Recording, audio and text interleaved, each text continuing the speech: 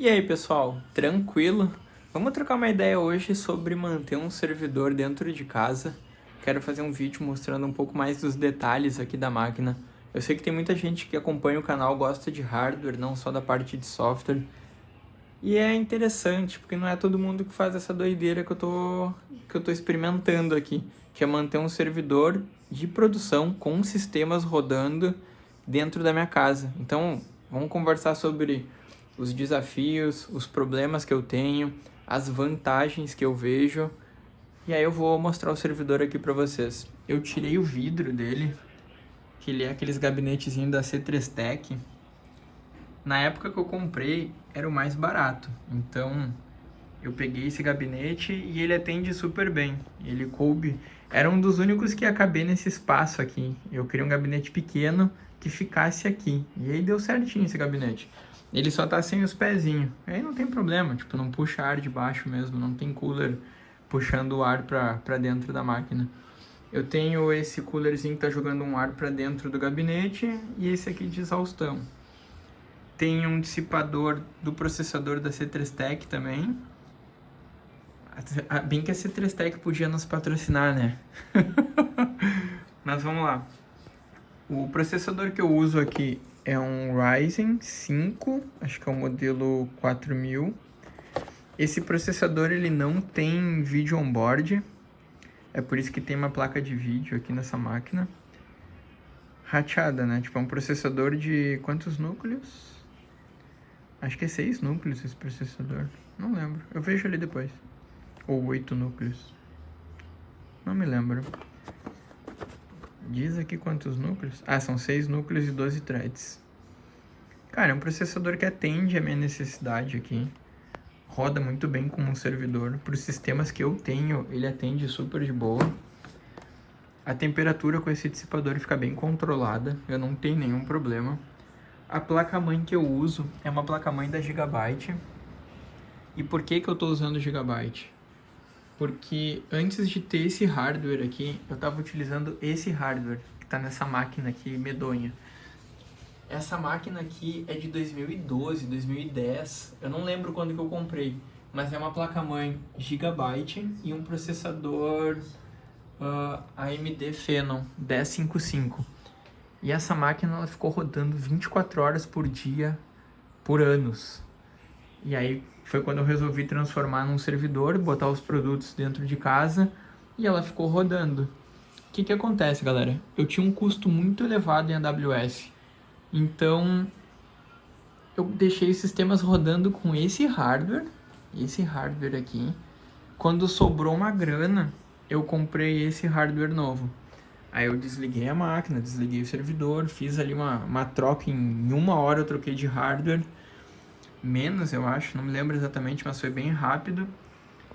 E o que eu fiz? Eu montei o hardware novo, instalei um Proxmox e puxei as VM que estavam dentro desse storage. Esse storage eu utilizo ele para backup. Então, por exemplo, aqui eu tenho uns 2 SSD. As VM rodam dentro do SSD nesse servidor. E aí aqui fica os backups das VM. Então, por exemplo, essa máquina aqui desligou, tá?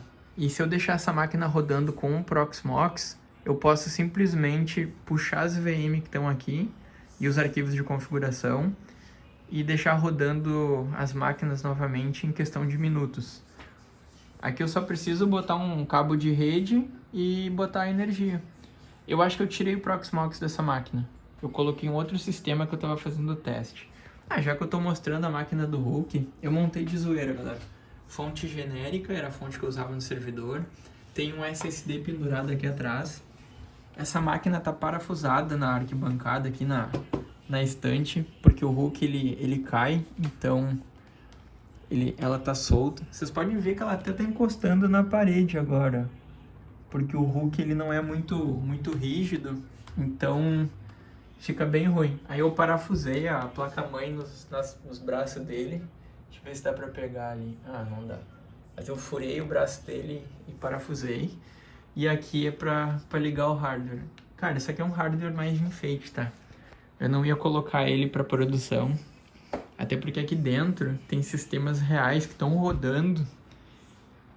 E eu não posso, tipo, ficar vacilando. São produtos reais. Na parte de energia, eu tenho esse no-break. Ele segura as duas máquinas ali. Segura o host e o storage. Esse no-break ele é da SMS. E ele segura umas 2 horas. Se eu não tiver dando no bucho com essa máquina aqui, umas 2 horas vai tranquilo. Eu já fiz esse teste.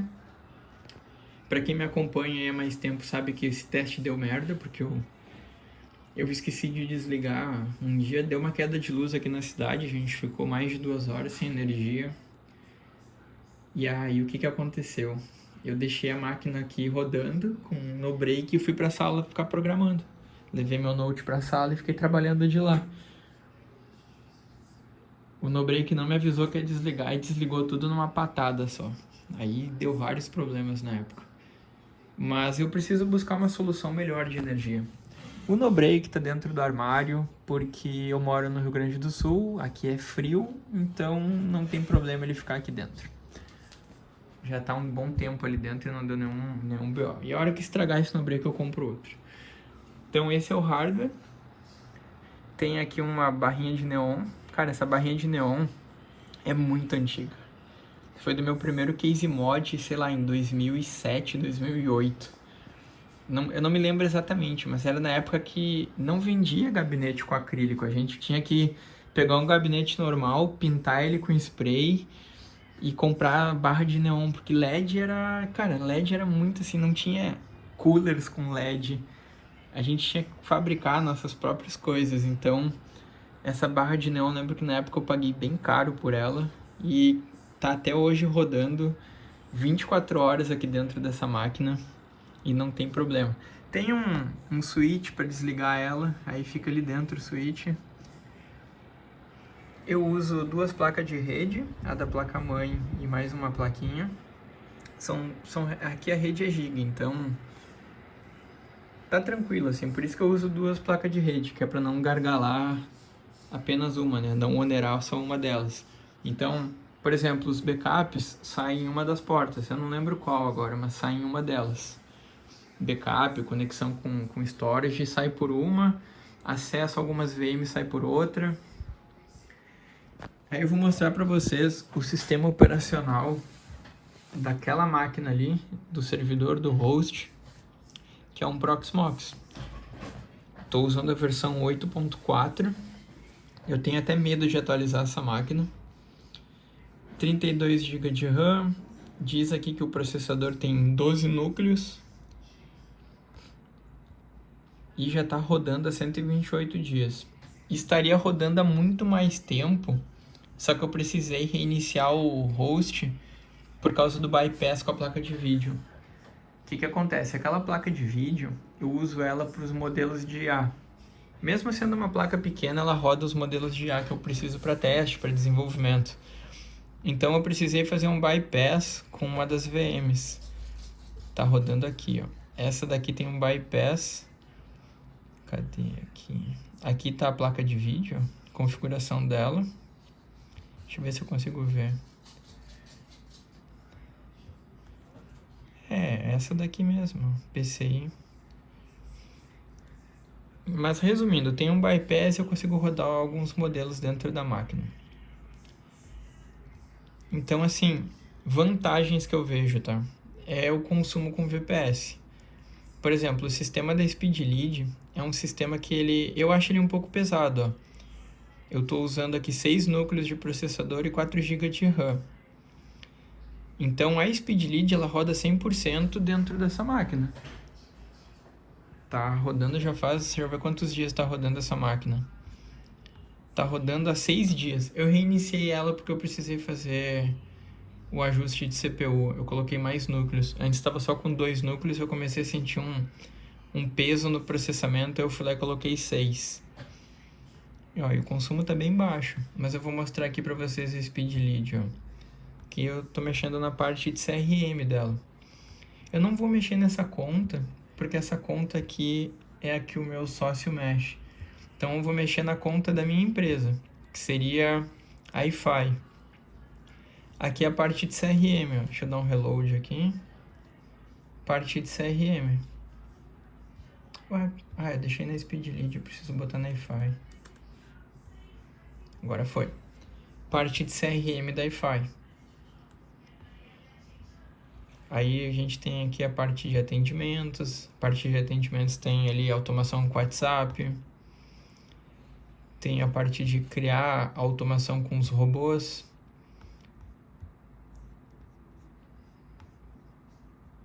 Peraí. O que deu aqui? Eu não cliquei? Ué, por que não tá indo? Travou minha rede? Não. Travou a Speed Lead? Não pode. Ah, tá. Tô sem o canal aqui, ó. É que quando eu troco de empresa, ele não pega o canal novo na hora. Então tem que... Agora ele vai, ó. Aqui a parte de automação. Quase um N8N. Sabor N8N. Só que lembrando, isso aqui surgiu antes do N8N, né? Aí eu tenho a parte de criar os contextos para inteligência artificial. Aqui tem outra, ó. A gente tem duas tecnologias. Uma que é o Maestro, que é onde a gente cria o contexto utilizando um modelo da OpenAI. E eu tenho o GPT, que daí ele utiliza um modelo específico que está rodando naquela placa de vídeo. Esse daqui ele é um pouco mais limitado, porque a minha placa de vídeo ali é bem simples, ela não tem um poder de processamento muito alto. Só que eu utilizo esse GPT para testes. Ele acaba servindo para fazer testes. O que acontece? Se eu consigo usar um modelo que está dentro daquele hardware ali, eu vou consumir pouca memória RAM. Então, eu vou consumir menos tokens que se eu for utilizar os modelos da OpenAI. E uma das telas que veio por último é essa do CRM, que tá em desenvolvimento ainda. Ela já é uma tela bem funcional, a gente já consegue manipular ela, consegue trabalhar em cima dela, mas está tendo melhorias constantes nessa tela, novas funcionalidades, validações. Que nem aqui é um atendimento que eu já tinha feito antes e tem um resumo do atendimento. Que nem aqui, ó, o cliente ele entrou em contato comigo, ele fez uma solicitação de orçamento. Ele relatou problemas com o sistema atual que ele tinha e ele disse que tem interesse em um sistema para controle de clientes. Esse resumo aqui, ele pega toda a história de processamento, de atendimento e monta um resumo com a história que tem. Quem monta esse resumo é uma inteligência artificial. Eu só implementei ela no sistema, montei a estrutura de contexto, de processamento de dados, ela analisa essas informações e monta esse resumo. Aí aqui tem outros cards que estão sendo leads mapeados, primeiro contato, coisas que já podem estar em negociação. Aqui tem umas estruturas de teste. Ó, tipo, não dá para arrastar, né? Mas se eu destravo aqui, eu consigo arrastar. E aí, beleza. Coisinhas que a gente vai montando e vai evoluindo conforme o sistema for sendo utilizado, sabe? Aqui a gente pode criar um card novo, aí já coloca aqui as informações do card. Cria primeiro o perfil do cliente e aí depois toda a parte de estrutura para ele. Que no caso seria aqui, ó. Perfil do cliente, qualificações, informações comerciais, WhatsApp, atividades, notas. Aqui, ó, reunião, descrição de atendimento, atividades. Eu poderia ter usado atividades, mas essa estrutura de notas foi muito antes dessa tela de CRM tá funcionando. Então eu deixei aqui essas notas. Que na real as notas ela entra na parte de atendimentos. Ó. Aqui eu tava fazendo um teste, tá? Deixa eu ver se o perfil do chip fake tá aqui. Ó, esse aqui era outro teste também. É uma API não oficial que tem integrada na SpeedLead, mas a gente não oferece ela para os clientes. Que a API não oficial, ela dá muito problema. Então, galera, no fim, eu acabei me desvirtuando e não conversei muito sobre vantagens de manter um servidor dentro de casa. Mas, assim, a vantagem que eu vejo é que tá tudo sobre o meu domínio, sobre o meu controle. Sim, eu vou ter que manter tudo rodando, tudo funcionando, mas tem o lado satisfatório de manter a própria infra dentro de casa e é uma parte de custos. Trazendo os sistemas aqui para dentro de casa, eu consegui economizar muito em VPS. Vocês não fazem ideia. E o valor que eu economizo em VPS ou vai para o meu bolso como um lucro ou vai para investimento. Próxima coisa aqui que eu vou investir é o modem 5G e a parte de energia, que eu ainda estou estudando o que eu posso utilizar para manter toda essa infraestrutura que eu tenho. O que acontece? Eu vou manter o no-break de 2 horas, só que eu gostaria de ter uma espécie de gerador. Alguma coisa que, por exemplo, o no-break começou a ficar com pouca energia, eu tenho esse gerador ou eu tenho essa estação de energia, eu vou ali no carro, deixo o carro ligado por um tempo, carrego a estação de energia, volto aqui e penduro ela no no-break. Então, eu quero ver se eu encontro uma solução dessas. Então é isso. Comentem o que vocês acham disso, de manter o próprio sistema rodando dentro de casa, e até o próximo vídeo.